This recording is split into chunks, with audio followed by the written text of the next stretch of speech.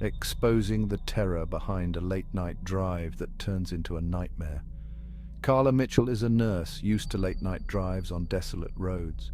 She often finds solace in the quiet, the hum of the engine and the empty stretches of road that allow her to unwind after grueling shifts at the hospital. But this night was different. The air felt heavier, the darkness more oppressive. Carla couldn't shake the feeling that something was off, but she chalked it up to exhaustion. One night, exhausted after a long shift, her car runs out of gas on a lonely highway. The dashboard light flickered, and the car sputtered to a halt. Panic set in as she realized she was miles away from the nearest town, with no cell service to call for help. The silence was deafening, broken only by the occasional rustle of leaves in the wind.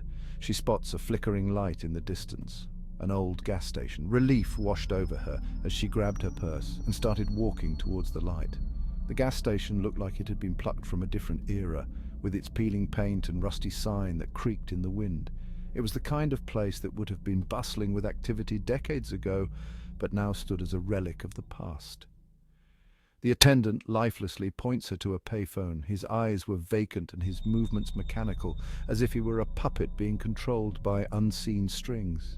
Carla felt a shiver run down her spine, but pushed the feeling aside. She needed to call for help.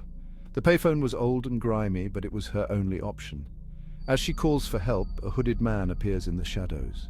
His presence was unsettling, and Carla's heart raced as she fumbled with the phone. The line crackled, and she could barely make out the voice on the other end. She explained her situation, but the response was garbled and unclear. The hooded man took a step closer, and Carla's sense of urgency grew. The tow truck doesn't answer. Frustration and fear mingled as she slammed the receiver down. She glanced around, hoping to see another car or a sign of life, but the gas station was eerily quiet. The hooded man was still there, watching her with an intensity that made her skin crawl. She decided to return to her car, hoping to figure out another plan. Back in her car, she hears a whisper. "Going my way?" The voice was soft but chilling, and Carla's blood ran cold. She turned slowly, her eyes scanning the darkness of the car's interior. Her heart pounded in her chest as she realized she was not alone. The hooded man is in her passenger seat. His face was obscured by the hood, but she could feel his eyes on her. Panic surged through her, and she reached for the door handle, but it wouldn't budge. The man remained silent, his presence suffocating. She hadn't unlocked the door. The realization hit her like a ton of bricks. How had he gotten in? Her mind raced with possibilities, each more terrifying than the last. She tried to steady her breathing, but the fear was overwhelming. The car starts and she drives, feeling his piercing gaze. He whispers, "Take the next right." His voice was calm, almost soothing, but it sent chills down her spine. She wanted to resist, to fight back, but her body seemed to move on its own. The car turned down a narrow, unmarked road, the trees closing in around them. She resists, but her hands move on their own. It was as if an invisible force was guiding her, controlling her every move. She gripped the steering wheel tightly, trying to regain control, but it was futile. The car continued down the dark, winding road, deeper into the woods, down an unmarked road into dense woods. "Stop here," he commands. She obeys. The car came to a halt in a small clearing, surrounded by towering trees. The silence was oppressive, and Carla's heart raced as she waited for what would happen next.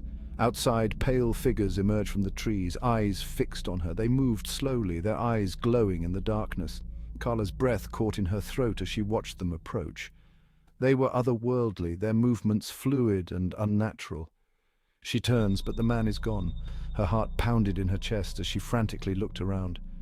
The passenger seat was empty, and the door was still locked. She felt a surge of relief, but it was short-lived. In the rearview mirror, he stands, grinning. His eyes were dark and empty, and his smile sent a wave of terror through her. She wanted to scream, to run, but she was frozen in place, with the other figures reaching for her, their hands pressed against the windows, their faces inches from the glass. Carla's mind raced as she tried to think of a way out, but there was no escape. She never made it home.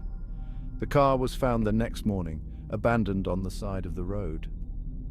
There was no sign of Carla, and the gas station attendant claimed to have never seen her. The only clue was a single chilling message scrawled on the inside of the car's windshield. "Going my way,